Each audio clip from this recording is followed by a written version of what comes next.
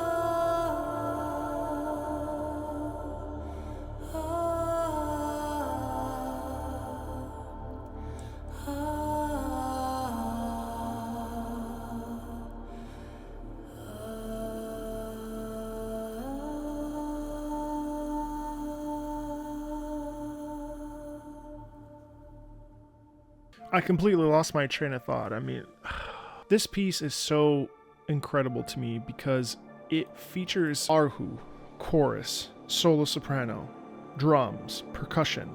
It is visceral. It is harrowing. It is gentle. It is emotive. It's expressive. It buries itself in the deepest recesses of my body. It makes me think of a time when I had hope that my dad could outlive his cancer.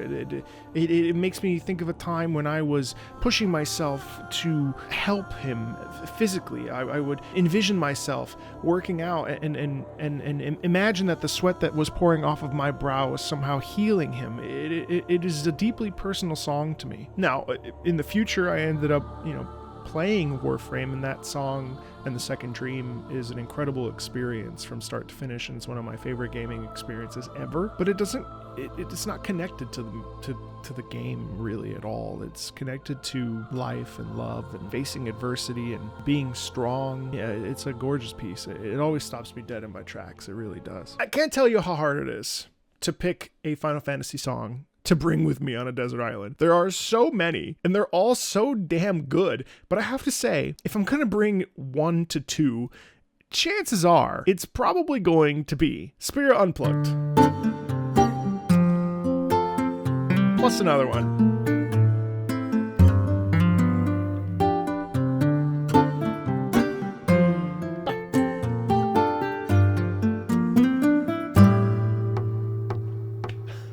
It's so fun.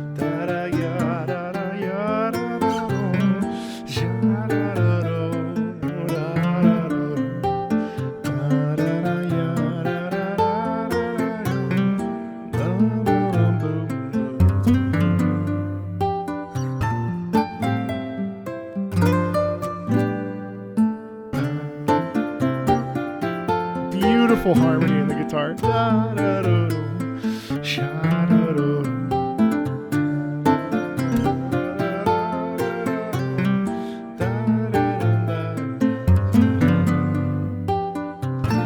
The acoustic sound. This is from the original OST. It's not being together. That Final Fantasy X motif. Suteki Dane, excuse me.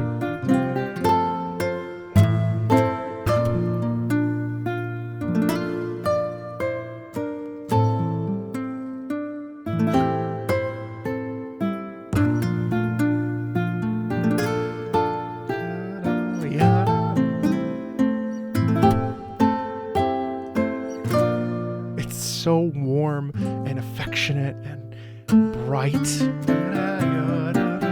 What other song would you want to bring on a beach if you're stuck there?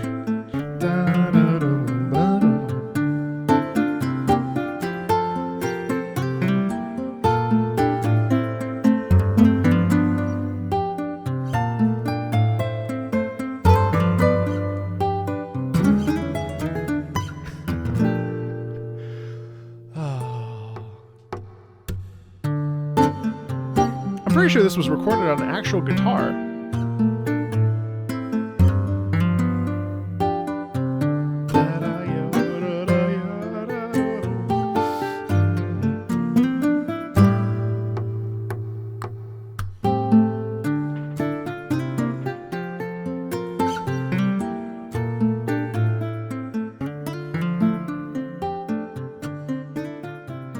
It's so bright, it's so effervescent. It gives us a feeling of home, peace, of beauty, of sitting in front of a fire or a warm, breezy day, and everything is okay. There's a warmth and a peace about it that just reverberates inside of me in a way that just makes me just so happy. Another one, of course, from Final Fantasy would be Lightning's theme.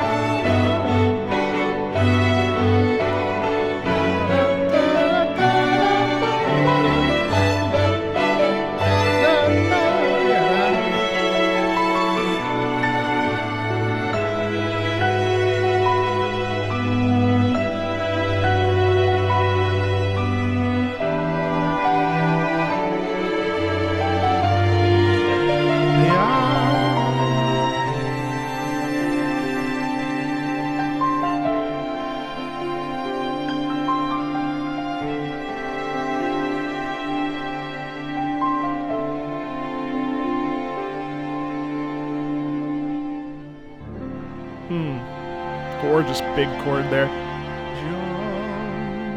So why would I bring that on a desert island? Well, a piece like that would help me fall asleep. A piece like that would help me feel safe, comforted. Final Fantasy XIII has plenty of problems, and I didn't necessarily enjoy the little bit that I played. But Lightning as a character, I find it extremely inspiring, strong, capable, warm. Much like Spira Unplugged, this piece is effervescent in a way.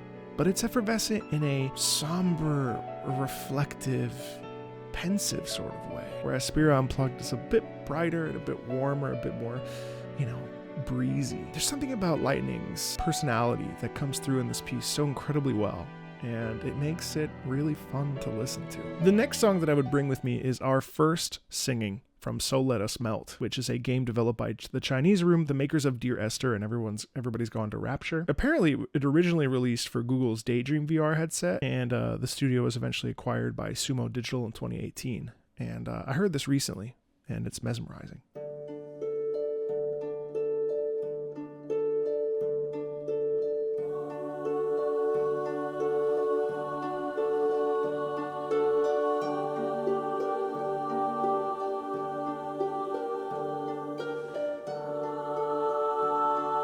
Just incredible, gentle choir on ah vowels while the harp plays.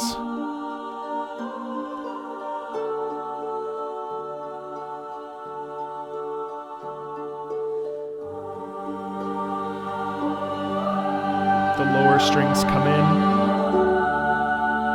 It's so ethereal.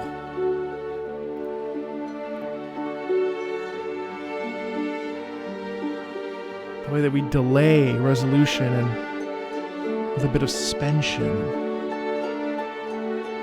The harp never loses us.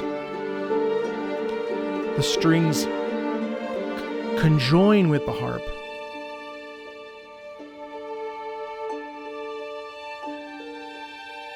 A little bit of dissonance, suspension and resolution.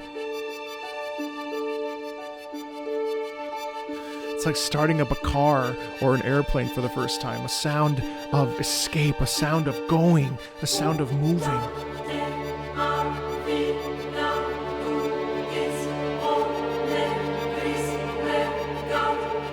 Short staccato singing.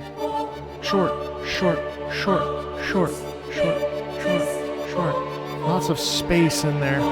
Lots of rests in there. And the strings deliver this long line.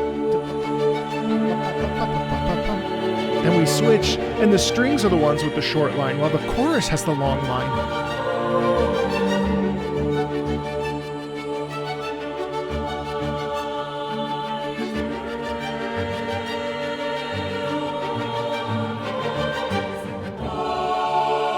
Big sound column there, big open vowels.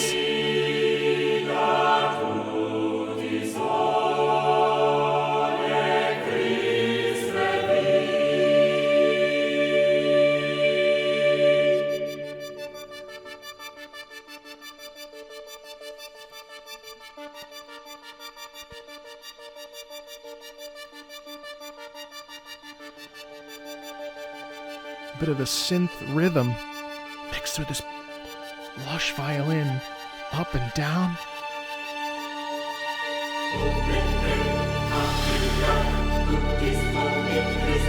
More staccato singing from the chorus. With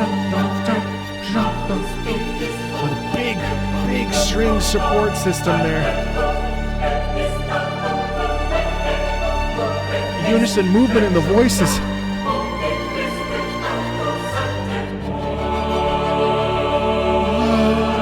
Like a wave.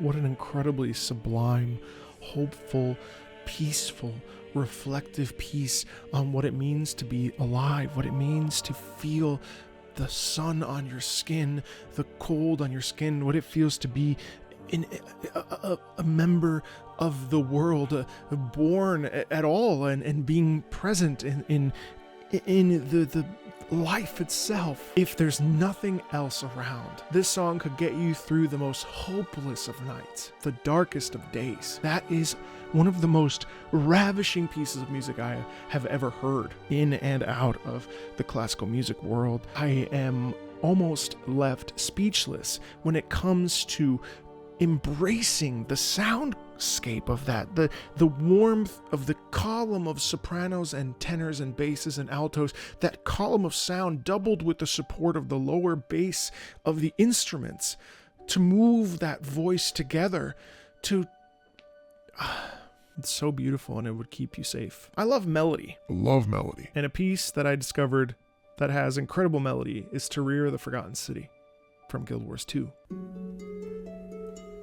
Talk about a companion piece that you could walk with, that you could embrace,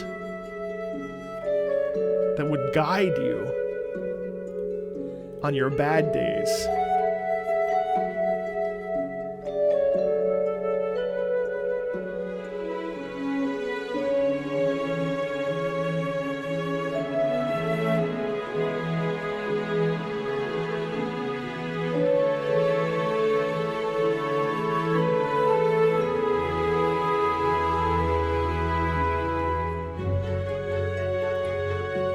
Fantastic forward propulsion here.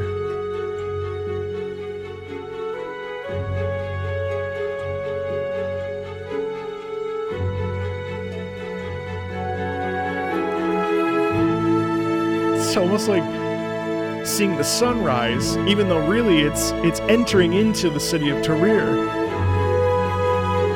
a bustling metropolis at one point, a bright clarion call of a magical Atlantis, if you will. The city of El Dorado, you know? Swelling into...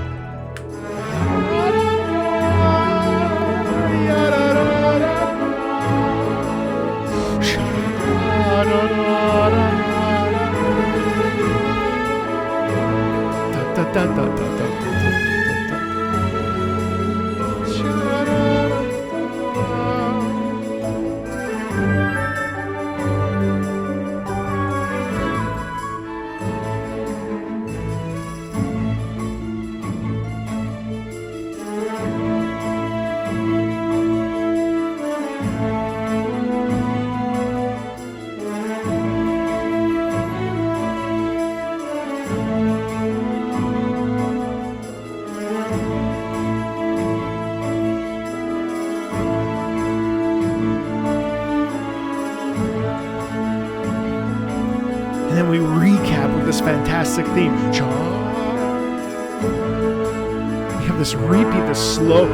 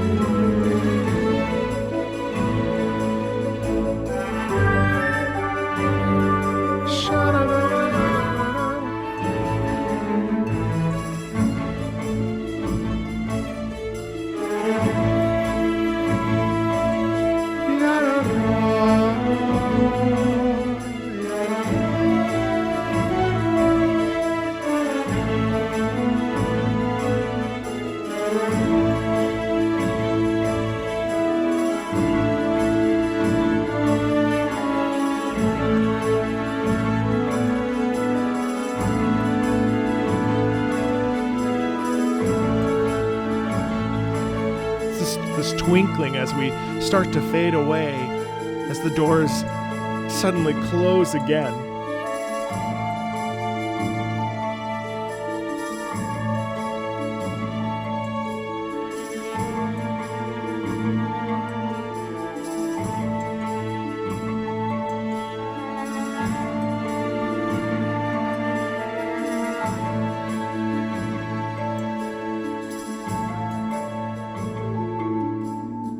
That harp cascading down, and it's like the doors open and the doors close, and you're safe and you're warm. I guess I'm picking a lot of warm tracks that I would bring with me, but of course, I guess I do need to have at least one or two bangers, and They Might As Well Be Dead by Chris Christodoulou from The Risk of Rain 2 Survivors of the Void would definitely be a moving piece.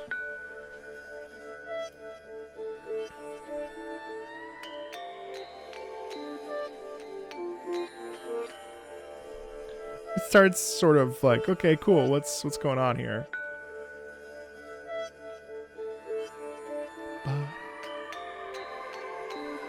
Sort of deceptive. You think to yourself, where could this possibly go?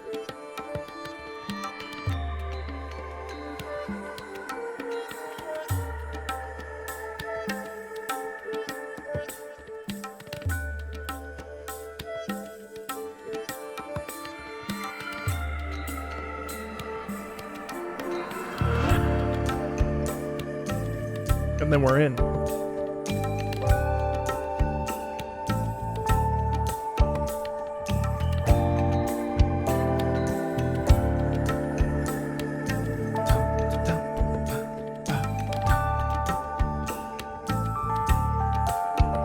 And we're in the groove here too.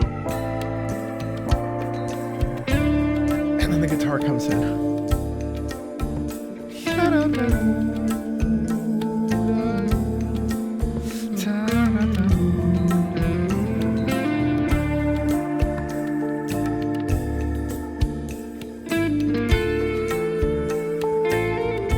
And it's all just mood and vibe.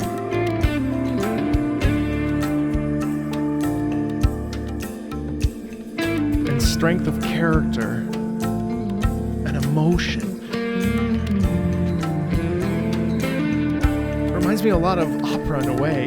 How much emotion comes through in the voice, but through the guitar. The guitar being this thing that transcends emotion.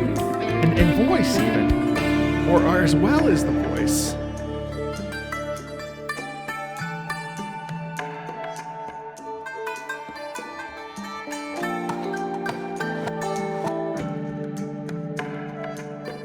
The percussion here is just so incredible.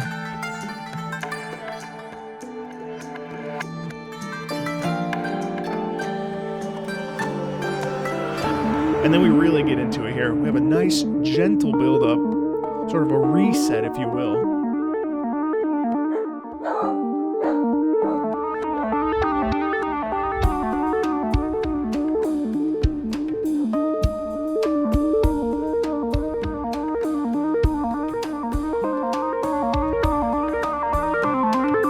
We swell. And then we're in it.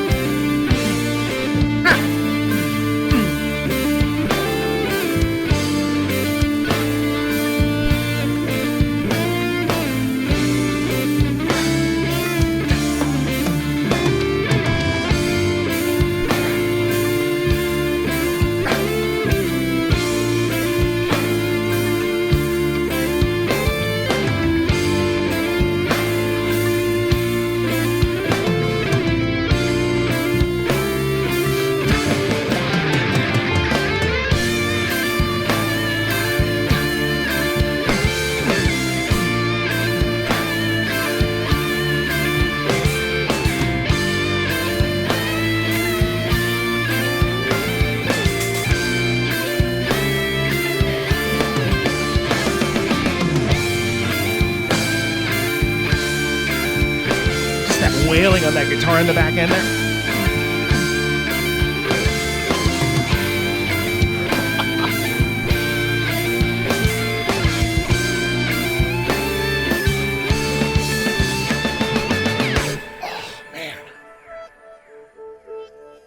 and then it just tapers. And that is such a song that you would bring. I mean, that's like, these are some of my, it's like such a bop. It's such a moving piece of music. Again, it's like all this stuff, actually, as I'm listening to this, what ends up happening is that I've actually ended up bringing some of the most soulful music that I listen to. None of it's really chill, is it? It's all sort of a mood.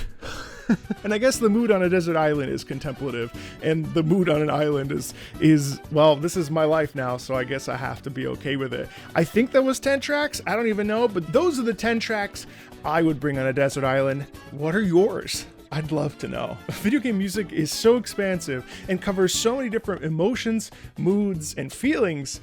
Anything can get us through the day, and I'd love to know what gets you through your day, whether you're on a desert island or not. Thanks a ton, and I'll see you later. Bye.